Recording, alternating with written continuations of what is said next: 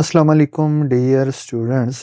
Second year biology का chapter number 11 biostatistic and data handling पे बात कर रहे थे।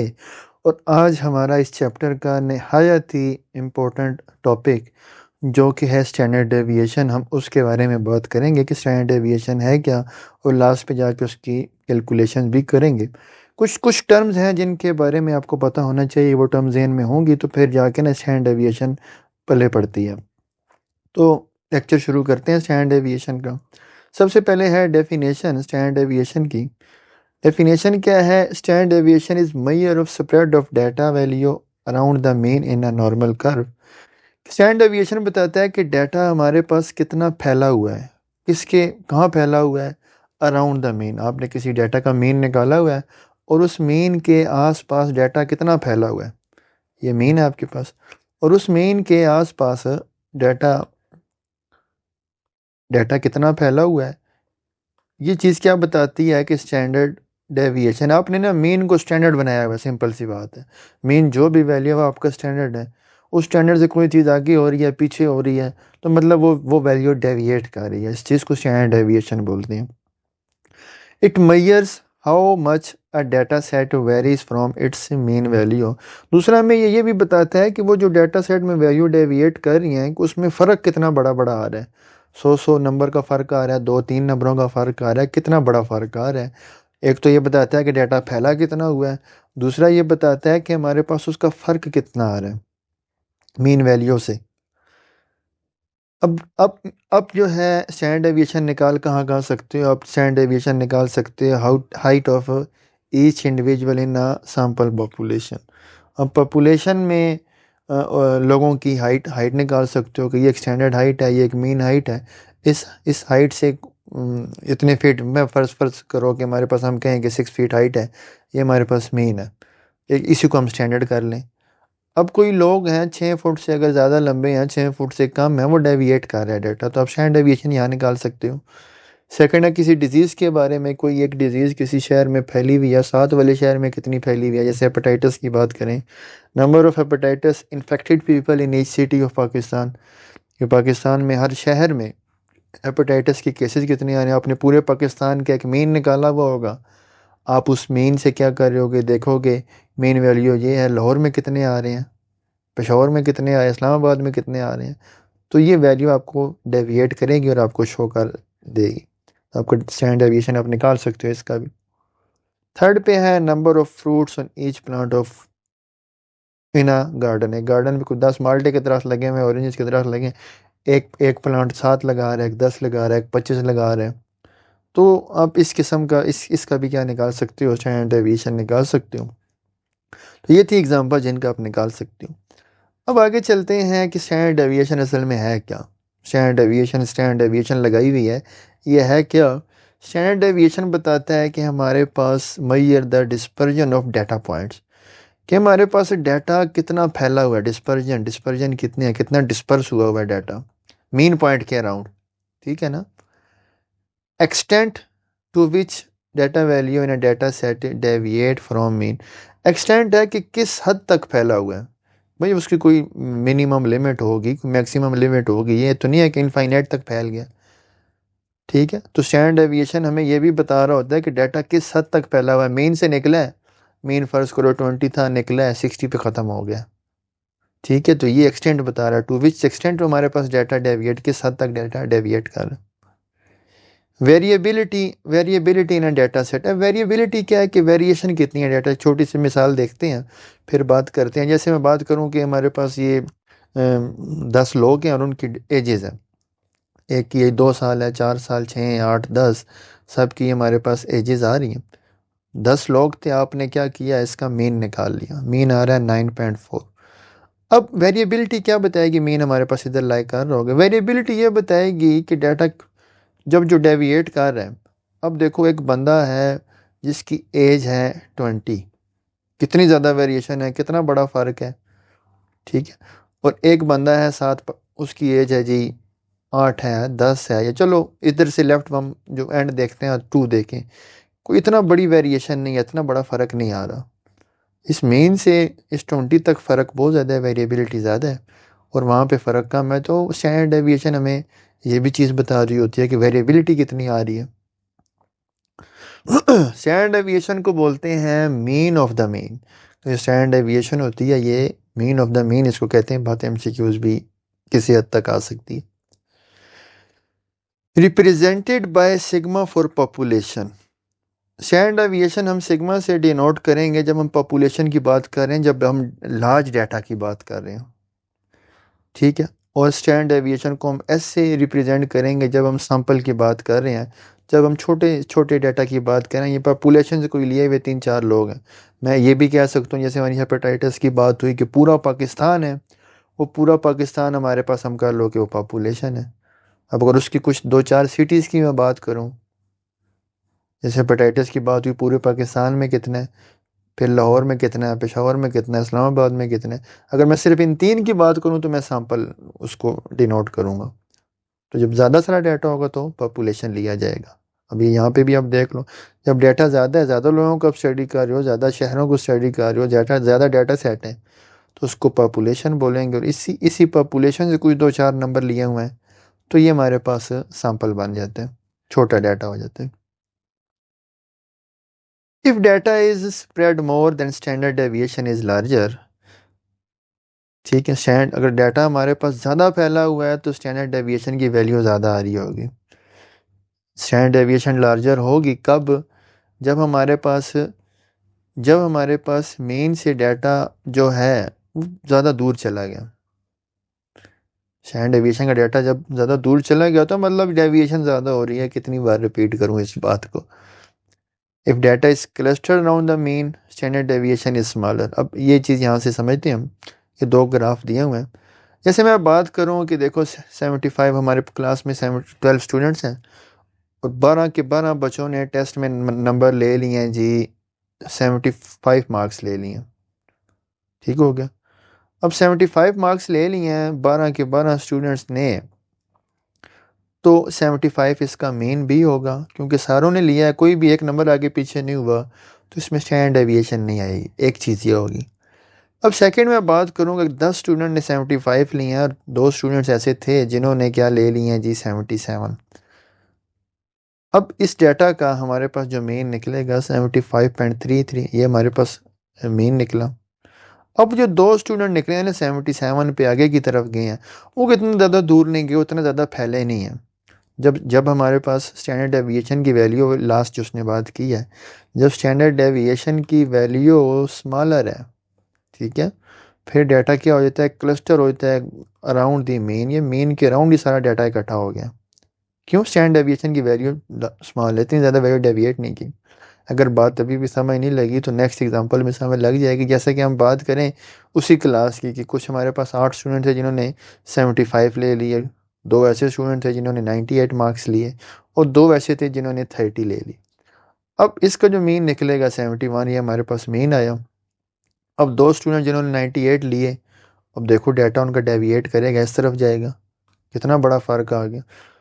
और जो 2 स्टूडेंट थे जिन्होंने 30 लिए, कम लिए, तो वो इस तरफ आ जाएंगे, कितना बड़ा फ़र्क आ गया।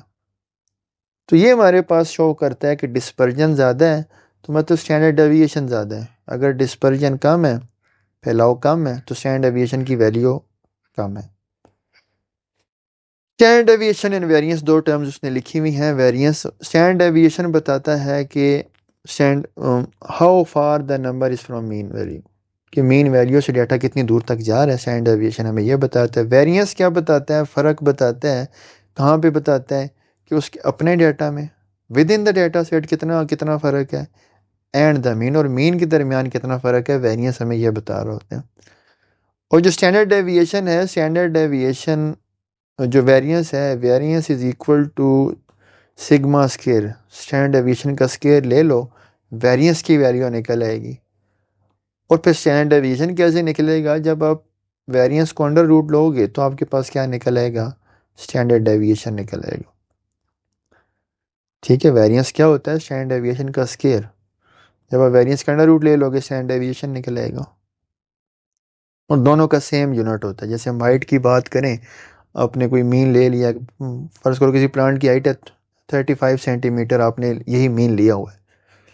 अब इसी मीन का जब स्क्वायर लोगे तो वो सेंटीमीटर में ही आएगा, तो इसीलिए ये टर्म जो यूज़ की हुई है ना इसने कि बोथ हैव सेम यूनिट, वो बात ये कर रहा है। जैसा कि हम देखें कि ये हमारे पास एक मीन वैल्यू थी, कोई बायोलॉजी के टेस्ट स्कोर थे, मीन वैल्यू कितनी आ रही है 85। अब डाटा डेविएट करके कहाँ तक जा रहा है, डाटा डेविएट करके जा रहा है 92 तक। ठीक है, जब ये 92 तक डेविएट करके जा रहा है 85 से, तो स्टैंडर्ड डेविएशन की वैल्यू कितनी आ गई 7। अब वेरिएंस क्या होगा, इसी का स्केल ले लो, 7 का स्केल ले लो, तो वो 49 है, तो ये हमारे पास वेरिएंस आ जाएगा। ठीक हो गया ना। अब बस पहुंच चुके हैं, लास्ट एक दो स्लाइड्स हैं। Calculation for standard deviation, standard deviation को कैलकुलेट कैसे किया जाता है, कुछ स्टेप्स हैं, इनसे गुजरना पड़ता है, फिर आगे एग्जांपल देख के भी बात करेंगे। डिटरमाइन द मीन, आप मीन को डिटरमाइन करते हो, subtract the mean from each score, square the result for each score, add the result, और ये सारे स्टेप से गुजरते हो। हम आगे टेबल देखते हैं, फिर इस चीज़ को ना सारे स्टेप्स में डालते चले जाते हैं।